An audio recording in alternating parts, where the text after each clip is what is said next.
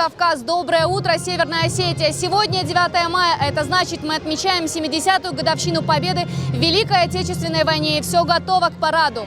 Президент Российской Федерации Владимир Владимирович Путин лично вручил ему юбилейную медаль «70 лет Победы». Мы с великим трепетом смотрим на их вдохновенные лица. 70 лет назад полной победой закончилась Вторая мировая война.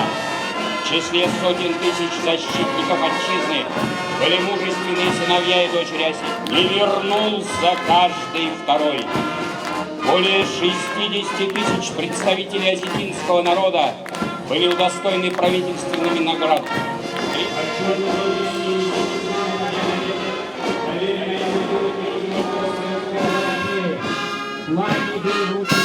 военного совета в числе штурмовой флаг номер 5. В ходе боев за центр Берлина бойцы 150-й ордена Кубка второй степени Игорьской дивизии сержант Михаил Егоров и младший сержант Мелитон Компания. Товарищ генерал-лейтенант, войска Владикавказского гарнизона для парада в ознаменование 70-й годовщины победы в Великой Отечественной войне построены командующий парадом полковник Анашкин.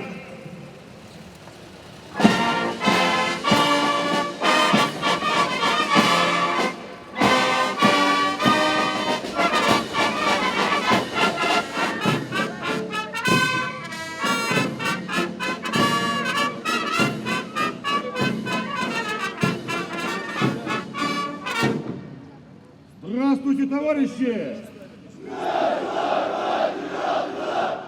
Поздравляю вас с 70-й годовщиной победы в Великой Отечественной войне!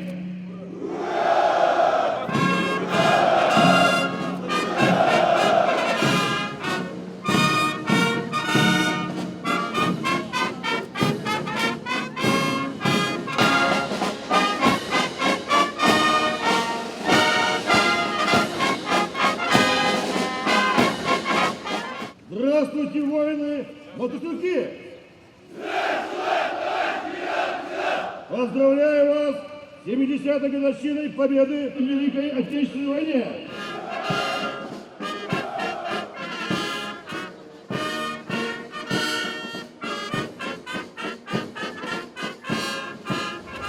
Дорогие ветераны, уважаемые жители города Владикавказа, города воинской славы, жители Республики Северная Осетия, Алания, гости Кавказа. Наступил день, когда весь мир отмечает светлую дату 70-летия победы советского народа в Великой Отечественной войне. 1418 дней и ночей наши соотечественники, наши прадеды и деды шагали дорогами войны, чтобы сегодня подарить нам этот светлый праздник, чтобы подарить нам свободу, независимость, возможность жить и трудиться, защищать свою Родину. Я хочу от всей души поздравить всех присутствующих сегодня на этом торжественном мероприятии с этим великим праздником, пожелать победы во всех делах, во всех свершениях, направленных на благо нашей великой Родины России. С праздником вас! Дорогая моя Осетия, уважаемые ветераны, труженики тыла, поздравляю вас с великим праздником, 70-летием победы советского народа в Великой Отечественной войне. Благодарим всех командования Военный совет 58-й армии за ту радость, которую они доставляют нам сегодня, ярко, подтянуто, по-мужски, по-воински, продемонстрировать нашим ветеранам, что и нынешнее поколение защитников Отечества готово выполнить в случае необходимости любые задачи по защите свободы, независимости и территориальной целостности нашего государства. Слава павшим и слава живым! Наваженный школ. Абон асырашулгон мах чиба какатта удоне ма чиба жиди удона налаг на шартайкувам. басылжаған бұжды. Ал аждар, ясы барақ бол рашудай савод. Барақ боны хожа ховод. Ирыштон, ама вараше, шабыр, ама рашудай сарод. Бұжды. На площади парадные расчеты 19-й отдельной Воронежско-Шуменской краснознаменной ордена Суворова и Трудового Красного Знамени многострелковой бригады. За высокий героизм, проявленный при выполнении задач на коротком медальном шагах. За участие в боевых действиях 187 военнослужащих бригады награждены военными орденами и медалями. Особого назначения подполковник Подвысоцкий Дмитрий Владимирович. Полицейский круглосуточной рисковой жизнью выполняет задачи. Колонна бронетранспортеров БТР-82А. Огневая мощь бронетранспортера повышена за счет установки унифицированного боевого модуля.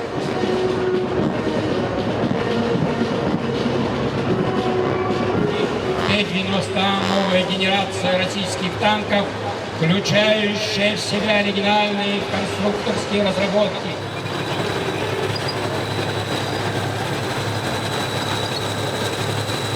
Машина за годы своего существования участвовала во всех вооруженных конфликтах.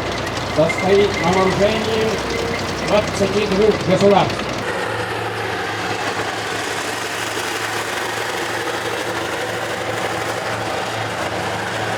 В 2013 году система «Торнадо» была принята на вооружение армии Российской Федерации. В состав реактивной системы залпового огня «Торнадо» входит новая модернизированная боевая машина БМ-21 и автоматизированная система управления огнем, позволяющая вести огонь без подготовки. Экипаж машины 2 человека, а время работы имеет суммарную скорострельность 4000 выстрелов в минуту.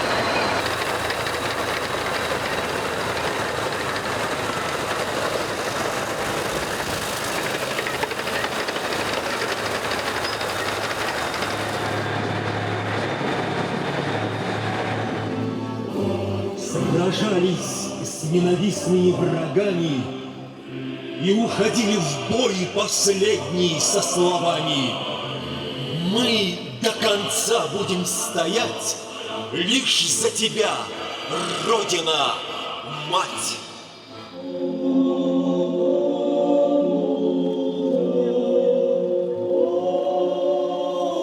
В 42-м усиление Гизели насмерть стояли отчизны сыны и сыновья Осетии моей за родину с фашистом воевали.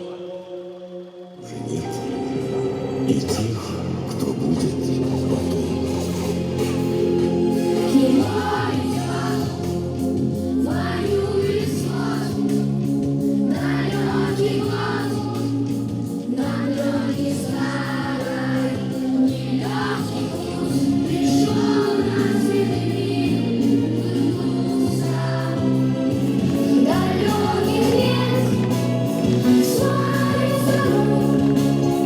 Я буду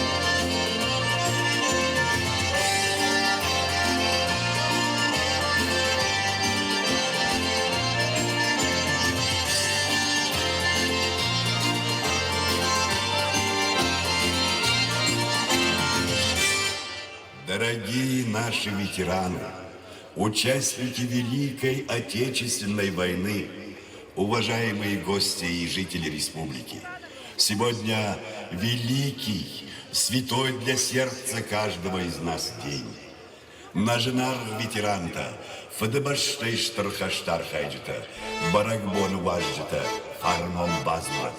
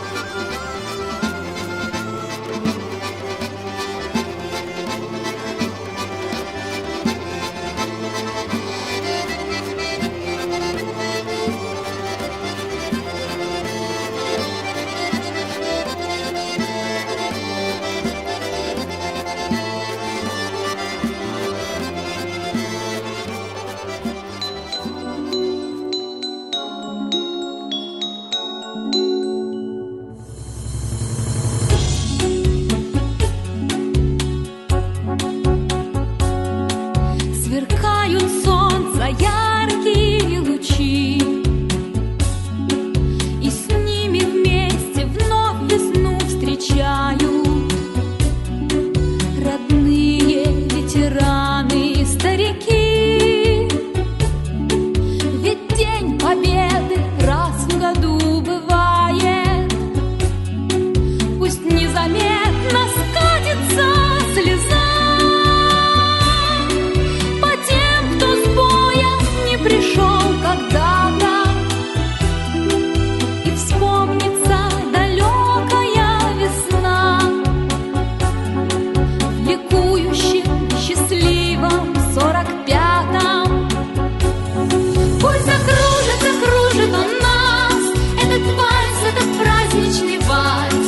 Пусть на солнце блестит седина, на груди пусть горят ордена. Пусть звучит этот вальс над землей, пусть года все спешат и спешат, никогда не стареет душа. На площади Свободы прошел парад. Первыми по традиции прошли ветераны Великой Отечественной войны. За ними ровным строем прошагали военнослужащие основных подразделений Северной Осетии. Завершила шествие колонна боевой техники. На этом программа не завершилась. Хор мальчиков исполнили песню военных лет, а в это время на площадь вышел бессмертный полк. Кульминацией программы парада стал массовый щим. Одновременно танцевали более 600 человек. Это творческие коллективы республики. Такого в Северной Осетии еще не было. Отмечать 70-летие Победы продолжили в парке имени Коста Хитагурова. Сегодня там открылась выставка «Ветераны в лицах». Моя коллега Фатима Дзываева познакомилась с экспозицией.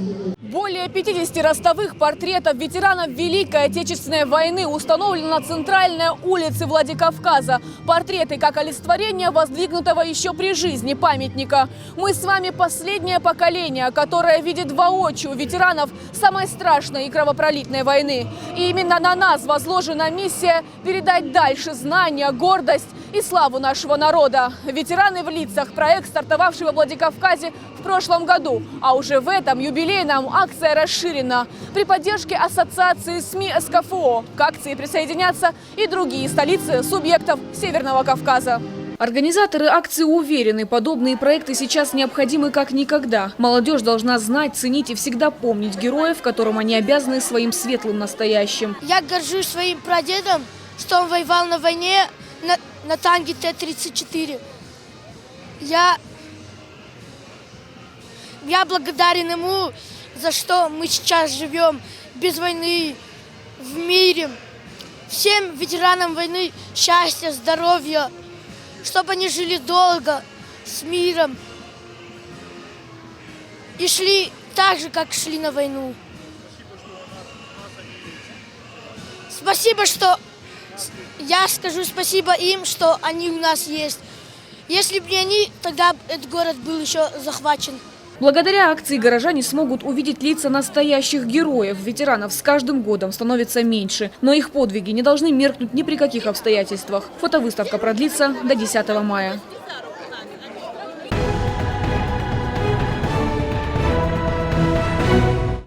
Во время парада не все успели подробно ознакомиться с военной техникой. Для особо любопытных командование Южного военного округа подготовило выставку современной техники. На улице Коцоева любой желающий мог увидеть более 10 единиц современного российского вооружения.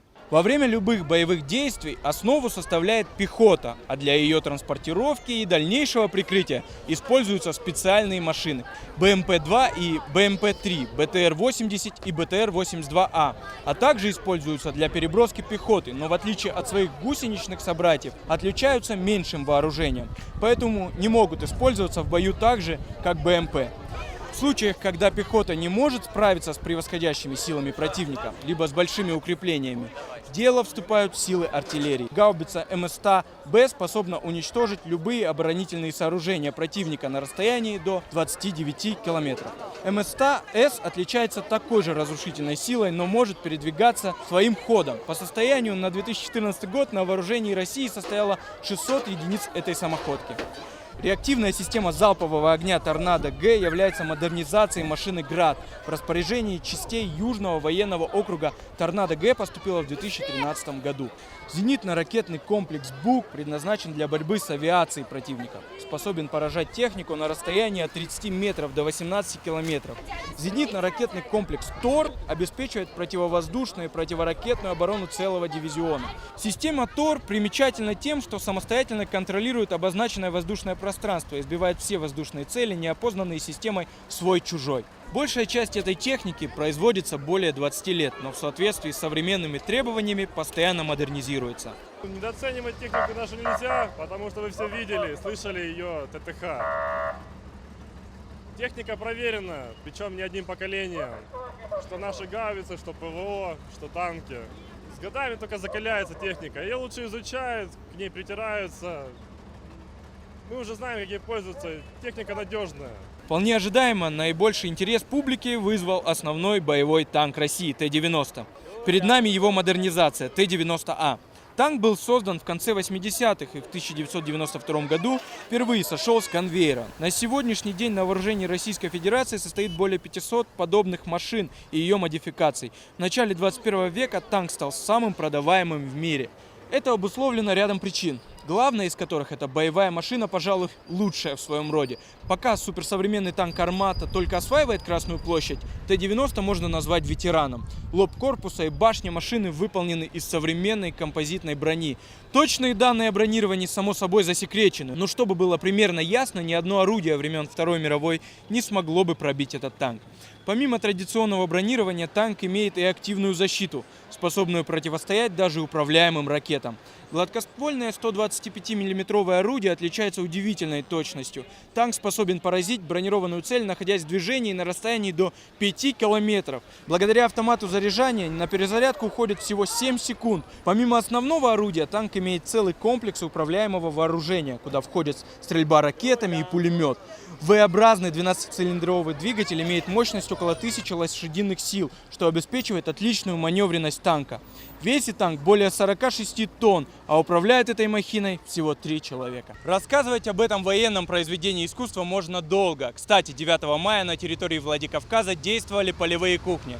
На одной из них побывала моя коллега Тамара Валиева. Традиционные народные гуляния собрали в парке культуры и отдыха имени Костахи Тагурова людей разных поколений. Многие пришли сюда целыми семьями. Сегодня здесь не смолкают песни военных лет, а неподалеку развернули полевую кухню. Желающих отведать вкуснейшая армейская каша оказалось очень много. Многометровая очередь выстроилась буквально в считанные минуты.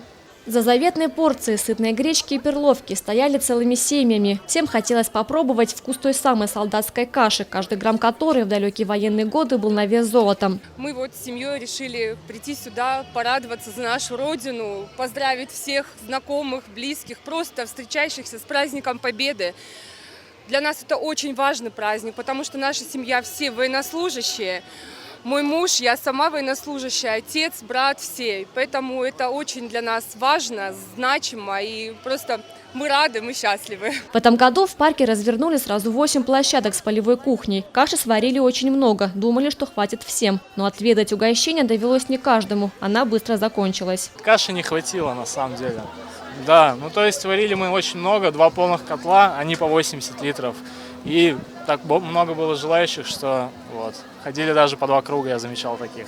Для Асланбека Батиева 9 мая особенный праздник. Его дедушка вместе со своими братьями ушел на фронт. Свой долг они отдали сполна. На праздник Асланбек пришел с семьей. Говорит, что до тех пор, пока праздник отмечают в родной республике и стране, память о Великой Победе жива. Очень хороший парад. Я лично не ожидал. Я часто бывал на парадах, всех демонстрациях. Но столько людей, такого воодушевления, такого объединения народа я давно не встречал. Очень приятно, что молодежь этому следует, что традиции Советского Союза возвращаются.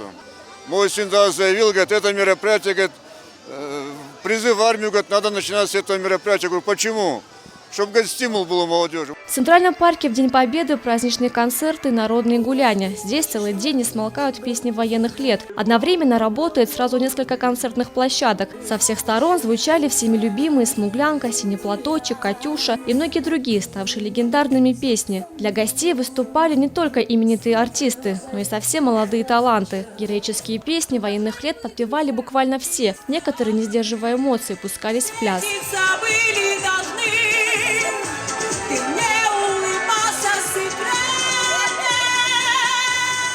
9 мая для ветеранов еще один важный повод для встреч. Каждый год тысячи жителей республики в этот день выходят на улицы, чтобы поблагодарить отважных героев, которые 70 лет назад сражались за свою и нашу с вами родину. Несмотря на дождь, в самом парке буквально яблоку негде упасть. Первое, что бросается в глаза, это, конечно, благодарные лица людей. И многократное спасибо ветеранам, от детей, молодых людей и взрослых. Завершится праздник Великой Победы сегодня вечером красочным фейерверком. С вами была из сети АТВ. Всех с праздником Великой Победы!